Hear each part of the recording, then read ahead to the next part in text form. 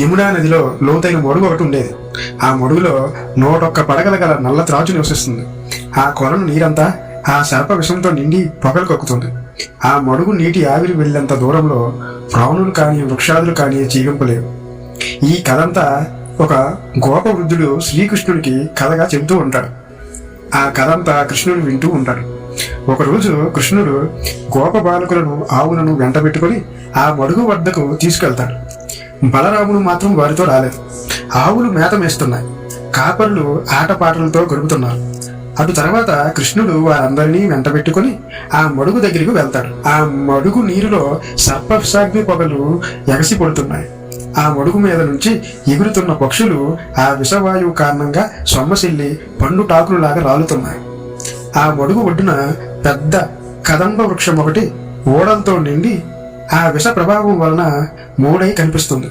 కృష్ణుడు అదంతా చూసి తోటి వారందరినీ ఆపి ఒంటరిగా మూడై ఉన్న ఆ కదంబ వృక్షము ఎక్కి అక్కడి నుండి ఆ మడుగులో దూకుతాడు. ఒక్క పాటున అందులోని సర్పము లేచి పడగలు విప్పి విషాగ్నులు కురిపిస్తూ కృష్ణుణ్ణి తన 101 తలలతో కరిచి అతని శరీరం అంతా చుట్టివేసింది. కృష్ణుడు ఆ సర్పానికి చిక్కి కదలలేకుండా ఉన్నాడు.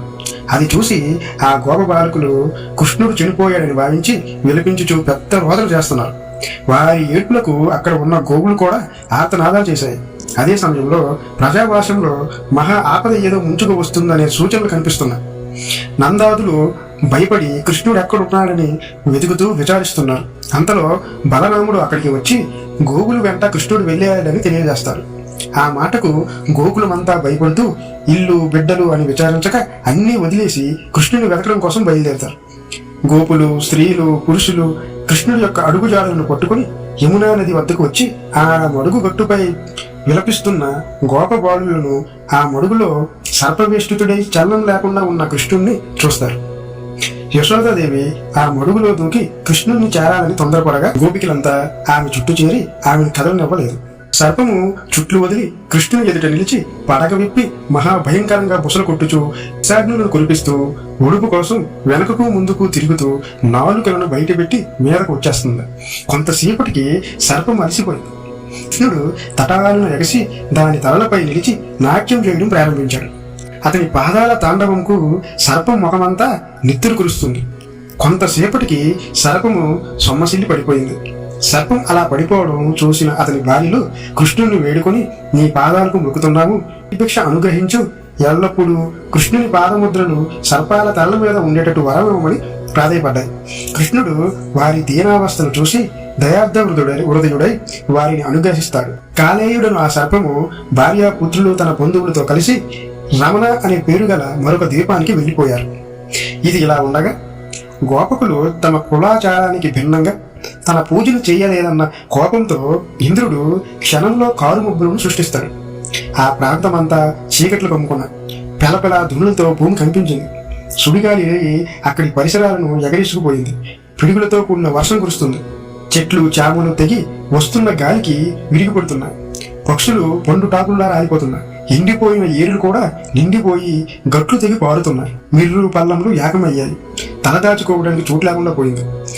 ఎంతో ఆనందంగా ఉత్సాహం జరుపుకుంటున్న వారి ఆనందం ఒక్క క్షణంలో మహా దుఃఖంగా మారిపోయింది. వారందరూ భయపడి లోపల ఇంద్రునికి మొక్కడం ప్రారంభించారు. కృష్ణుడు ఇంద్రుని చేష్టలకు లోపల నవ్వుకుంటూ వారందరికీ ధైర్యం గోవర్ధన పర్వతంను తన వేలిపై నిలిపి, ఇదిగో గొడుగు, దీని కిందకు రండి అని అభియోగిస్తాడు. గోపీ గోపకలు గోధనంతో కలిపి దాని కిందకు వెళ్ళిపోతారు. శేషుడు ఆ కొండ ప్రదేశాన్నంతా గట్టుగా చుడతాడు. దానితో ప్రవహిస్తున్న నీరు అక్కడి ప్రజలను ముంచకుండా లోనికి రాలేకపోయింది. 7 రాత్రులు 7 పగలు కుంభవృష్టి కురిసింది. ఆ 7 రాత్రులు 7 పగలు కృష్ణుడు ఆ పర్వతాన్ని ఎత్తి పట్టుకునే ఉన్నాడు. ఇంద్రుడు ఆ వింత చూసి ఆశ్చర్యం పొంది విఫల మనోదరుడై దివ్య దృష్టితో అక్కడ జరుగుతున్న సంగతి మొత్తం గ్రహించి కృష్ణుని వద్దకు వచ్చి కృష్ణుని ప్రార్థిస్తాడు. అప్పుడు కృష్ణుడు, గర్వం ఎవ్వరికీ ఉండకూడదని, పదవీ గర్వం అసలే ఉండకూడదు.